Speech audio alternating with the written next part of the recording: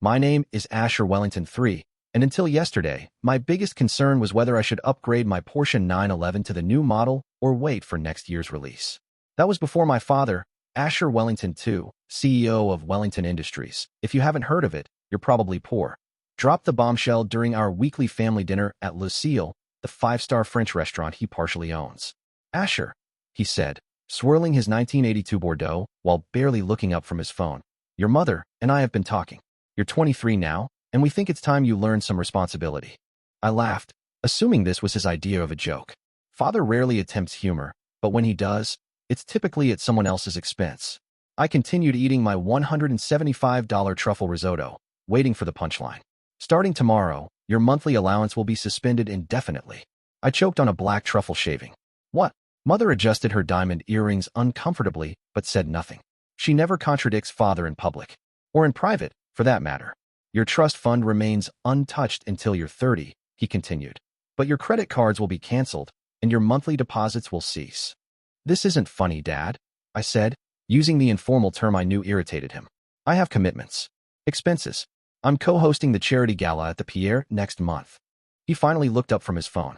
Perhaps you should have considered that before your little escapade in Monaco made page 6. The board members don't appreciate seeing the Wellington name associated with yacht parties that end with someone's Lamborghini at the bottom of the Mediterranean. That wasn't even my Lamborghini. It was Brantley's. Nevertheless, Father said, signaling for the check, it's time you understood the value of money by earning some yourself. Earning. I nearly spat out the word. You want me to get a job? Like some common. I've arranged an entry-level position at Wellington Industries. You start Monday, 9 a.m. sharp. The restaurant suddenly felt airless. Entry-level? 9 a.m.? I hadn't seen 9 a.m. since my boarding school days, and even then, it was under extreme protest. This is ridiculous, I said, my voice rising enough that the couple at the next table glanced over. I graduated from Yale. With a 2.3 GPA in art history, Father replied evenly. Hardly the academic achievement your grandfather and I expected when we donated that wing to the university. Mother touched my hand gently. Darling, it's not forever. Just until you demonstrate some maturity. I pulled my hand away. And what am I supposed to do until then? Live like a peasant. Father stood up, buttoning his bespoke suit jacket. Your apartment is paid through the end of the month. After that, you'll need to find accommodations within your new salary range. You can't be serious. Deadly, he said, and walked out, leaving me sitting there with my world collapsing around me. That was yesterday. Today, I'm facing a reality I never imagined possible. I, Asher Wellington III, am broke. The first thing I did after recovering from the initial shock was call my usual circle. Surely my friends would understand the gravity of my situation. Pierce's father owns half of Manhattan. Arabella's family has an actual monarchy somewhere in Europe, and Tripp's great-grandfather invented something boring but essential like paper clips or shoelace aglets. Dude, that's rough, Pierce said when I called him from my penthouse balcony, watching the sunset over Central Park. But you know what? It might be good for you. Character building and all that. Character building? I nearly dropped my phone. I don't need character. I need my black card back. Look, just come to my yacht party this weekend. Take your mind off things. How am I supposed to get to the Hamptons without a driver? There was an uncomfortable pause. Maybe take an Uber? An Uber. Like I was going to some college frat party instead of the social event of the season. The indignity of it all. Arabella was even less helpful. Darling, this happens to everyone at some point. Daddy cut me off last year for 3 whole weeks after the polo incident. What did you do? I asked desperately. I apologized, of course. Sent him a lovely Picasso I bought with his credit card before he canceled it. He was so touched. I didn't have a spare Picasso lying around, and my father isn't the type to be swayed by grand gestures anyway. Tripp just laughed for 5 straight minutes, then asked if he could film my journey into poverty for his vlog. Some friends. By Sunday night, I had exhausted my immediate cash reserves, a mere $3,000 I kept in my desk drawer for emergencies like impromptu helicopter trips to the Berkshires.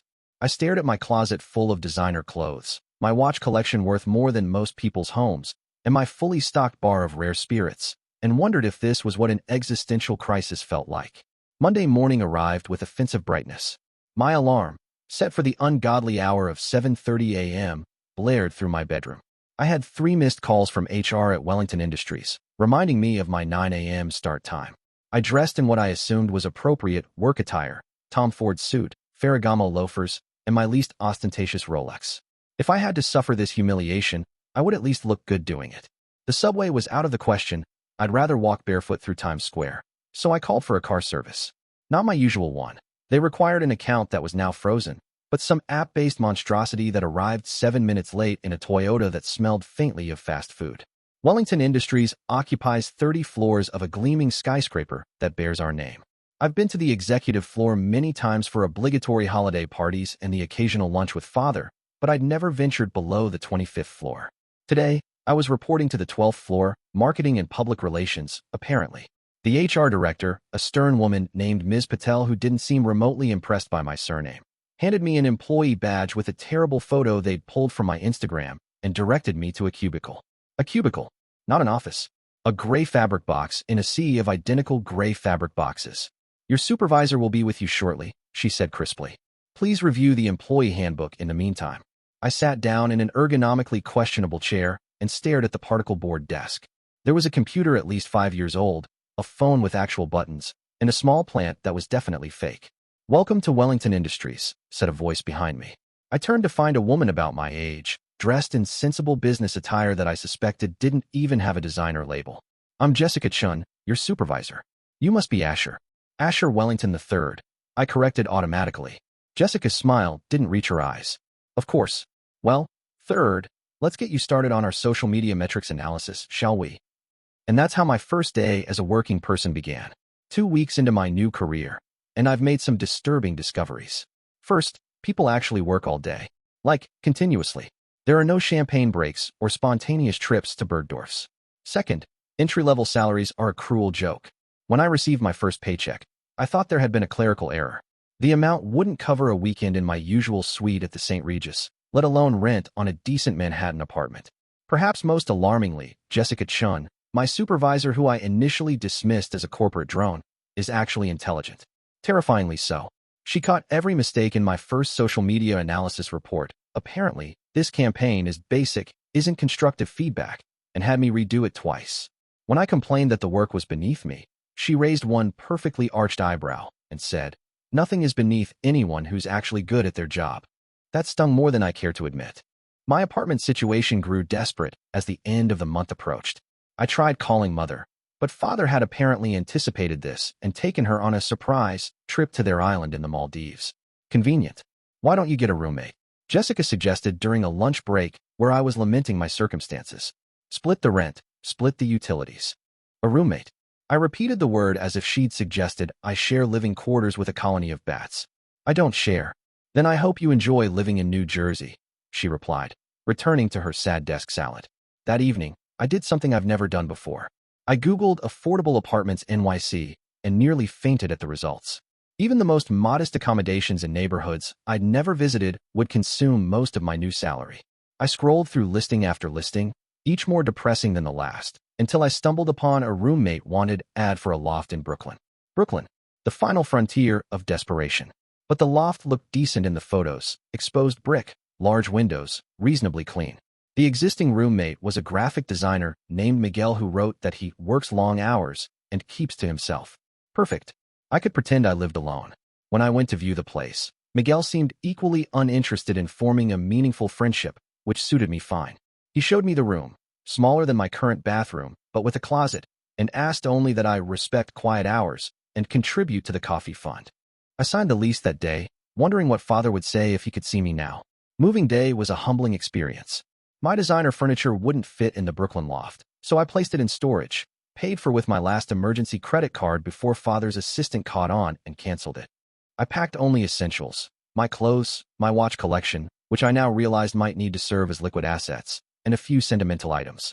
As I supervised the movers, no longer a team of white-glove professionals, but 2 guys named Tony and Dave who seemed perpetually annoyed, Jessica texted to ask how it was going. I hadn't given her my number, but apparently corporate email reveals these things. Surviving, I replied. Then, surprising myself, want to get a drink after this? I could use one. Can't tonight, she wrote back. But there's a decent happy hour at the place across from the office tomorrow. $5 beers. $5 beers. Once upon a time, I wouldn't have touched anything that cost less than $30 a glass. But now, I found myself looking forward to it. That night, in my new room in Brooklyn, with street noise filtering through windows that didn't quite close properly and the smell of Miguel's cooking wafting from the kitchen, I lay on my bed and stared at the ceiling. My phone buzzed with notifications from friends I hadn't heard from in days, invitations to events I could no longer afford, messages asking where I'd disappeared to. For the first time in my life, I felt something unexpected, a tiny thrill of independence. My current situation was father's idea of punishment, but maybe, just maybe, it could become something else entirely. Tomorrow, I would have $5 happy hour beers with my supervisor who didn't care about my last name. I would return to my shared loft in Brooklyn where nobody handed me things on silver platters.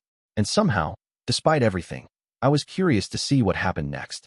Maybe being Asher Wellington III wasn't my only identity after all.